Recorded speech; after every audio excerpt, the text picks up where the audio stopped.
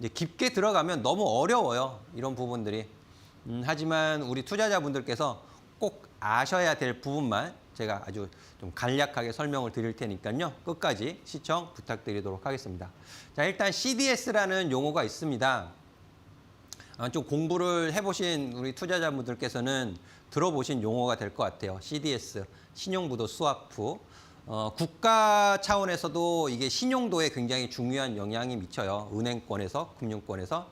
우리나라뿐만 아니고 일본, 대만, 중국, 미국 다.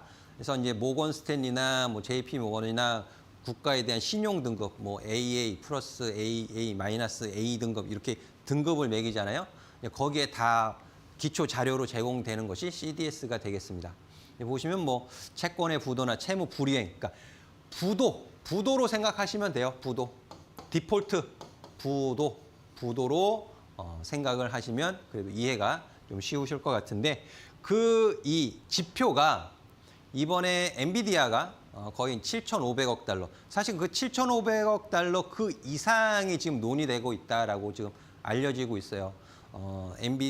오픈 엔트로픽 그리고 오픈 AI 이쪽으로 이제 2,500억 그 외에도 GPU 구매 자금을 또 해주겠다. 뭐 3,500억 이런 소리도 나오고 있는 상황인데요. 그러다 보니까 엔비디아의 5년물입니다. 5년물 CDS 프리미엄이 사상 최대예요. 사상 최대 1중 상승폭을 기록을 했다. 이 부분이 투자자의 심리를 매도의 버튼을 누르게끔 좀 자극을 했다라는 부분인데요. 자, 이 부분을 제가 이제 그래프로 좀 만들어 봤습니다. 그래프로 만들어 봤는데, 6월 17일이에요. 6월 17일, 이때가 이제 45bp 이하에 있었는데, 42, 3 정도였었는데요. 이 당시에는 250억 달러예요. 250억 달러의 채권 발행. 이 당시만 해도 굉장히 양호했어요. 굉장히 양호했는데 시간이 지나면서 7월 중순 점차 올라가더니 이번에 82bp까지 급격하게 상승을 했다라는 부분이죠. 이렇게만 말씀을 드리면 우리 시청자분들께서는 그게 어때서 잘 이해가 안 되실 수 있어요. 저게 높은 건지 낮은 건지 기준을 잡기가 매우 어려우실 것 같아서 제가 추가 자료를 좀 준비를 했습니다. 그래서 보시면은요, 5년물 단일 기업에 대한 CDS 실무적 기준이에요. 제가 알고 있는 실무적 기준인데 조금 다를 수는 있습니다. 이 부분을 보시면은요, 5년물 CDS 같은 경우에 50bp 미만, 지금 엔비디아는 82bp까지 급격하게 지금 올라와 있는 상황인데 50bp 미만은 매우 우량하다라고 이제 일반적으로 해석을 하고 있어요. 해석을 신용 우려가 매우 낮다라고 보고 있고 부도 확률 이런 부분을 보면 이런 정도는 4% 미만, 4% 미만의 부도 확률을 가지고 있다. 굉장히 낮죠. 그리고 지금 엔비디아가 해당이 되는 50에서 100bp 사이, 100bp에 근접한 82bp인데 우량 기업의 정상 범위 또는 초기 경계 정도 나타낸다라고 해석을 하고 있습니다. 자, 그러면 지금 엔비디아가 신용적으로 해서 부도의 위험을 갖고 있느냐? 그렇지는 않다라는 거죠. 그렇지는 않은데 여기에 이제 2,500억 달러 신용보증 이런 부분들 돈을 떼일 거냐, 손실률, 회수율 뭐 이런 거 다 계산을 해보면 굉장히 계산이 복잡해지거든요. 그래서 그 부분을 압축을 해보면 통상적으로 약 한 4에서 8% 정도, 한 6% 정도 되는 것 같아요. 6% 정도, 6% 정도의 부도 확률 이런 부분을 갖고 있다. 그럼 거의 영향이 없다라고 보셔도 무방할 것 같아요.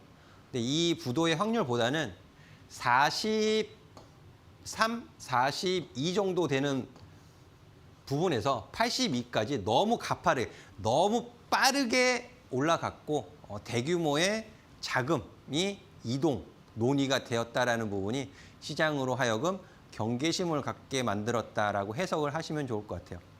그래서 2,500억 달러 오픈 AI 향 그 자금은 또 무산될 수도 있습니다. 무산될 수도 있는데 이런 부분이 이제 투자자의 매도 심리를 자극했다라고 이해를 해주시면 좋을 것 같아요.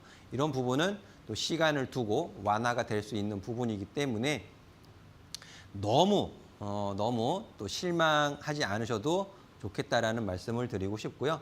앞으로 추후에 이 밑으로 더 이상 내려가지 않는다면 더 이상 또 자본 지출에 대한 신용 보유. 그러니까 금융 순환이라는 것 자체가 일단 시장은 좀 부정적으로 보는 거예요.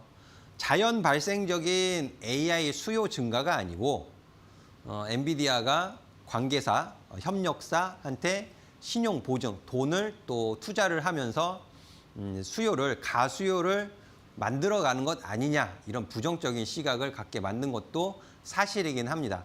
하지만 네이버가 엔비디아 대상으로 해서 제3자 배정 유상증자 여기까지는 괜찮았어요. 지분에 투자를 하는 것이니까. 하지만 오픈 AI가 데이터 센터에 임차를 하는 이런 부분에 있어서 신용 보증 이 부분이 조금 더 부정적인 영향을 미친 것이 아닌가 저는 개인적으로 그렇게 생각을 하고 있는데요. 앞으로 이런 흐름을 조금 더 좀 추가적으로 좀 살펴볼 필요가 있겠고요. 자, 이런 내용은 제가 또 공부방에서 게시물을 통해서 올려드리고 있기 때문에 오셔서 좀 자세하게 확인을 해주시면 더 좋을 것 같습니다. 자, 그래서 이런 부분이 엔비디아 차트예요. 이 차트는 국내 기업 차트가 아니고 엔비디아 차트가 되겠는데요. 지금 5월 14일 날 최고가를 만들어 놓은 이후에 가격 조정의 추세를 좀 만들고 있다라는 것이 좀 확인이 되어지고 있습니다. 하지만 또 6월 달 고점에서 이렇게 조정의 추세를 마무리 짓는 단기 이중 바닥을 잡아놓고 반등의 시도를 저항에서 막고 지금 조정을 받고 있는 모습을 좀 확인하실 수 있을 것 같은데요. 지금 우리 삼성전자하고 SK하이닉스는 단기 지지선이 오늘 깨졌어요. 오늘 깨졌기 때문에 좀 위태로운 상황인 것은 맞습니다. 근데 이 부분이 지속적인 이탈을 할 것이냐 아니면 일시적인 이탈이냐. 일시적인 이탈 같은 경우에는 언더슈팅으로 표현을 할 수가 있겠죠. 그런 부분이 이번 주에 굉장히 중요하다라는 것이에요. 이번 주. 그래서 엔비디아 이런 부분들 오늘 밤에 이제 본장 열리고 거래를 하면서 190 이 부분은 또 지켜주느냐 아니면 엔비디아가 190 이하로 하향 밑으로 내려가느냐 이 영향이 바로 또 내일 전해질 거예요. 그리고 내일은 29일 SK하이닉스 실적 발표도 있고요. 그리고 그 다음 날 또 메타, 또 아마존, 애플 이런 빅 기업들의 실적 발표도 예정이 되어져 있기 때문에 굉장히 중요한 한 주가 될 것 같습니다. 그러면 우리 투자자분들께서는 어떻게 하셔야 돼요? 공격적인 매수를 하셔야 할까요? 아니면은 잠시 보류, 잠시 대기, 확인을 하고 진행을 하셔야 하겠습니까? 당연히 후자가 되겠죠. 확인하시고 진행을 하셔도 늦지 않다라는 말씀을 지금 강조해서 드리는 것입니다. 우리 시청자분들 내일 오늘 매수하신 분들도 계실 수 있어요. 이 부분이 너무 급락이다. 조정시 매수 저가의 영역이다라고 판단을 하셔서 매수하신 분들도 계실 수 있는데 다만 비중 조절을 굉장히 신경 써서 하셨으면 좋겠다라는 생각 가지고 있습니다. 엔비디아 차트도 좀 한번 체크를 해봤고요.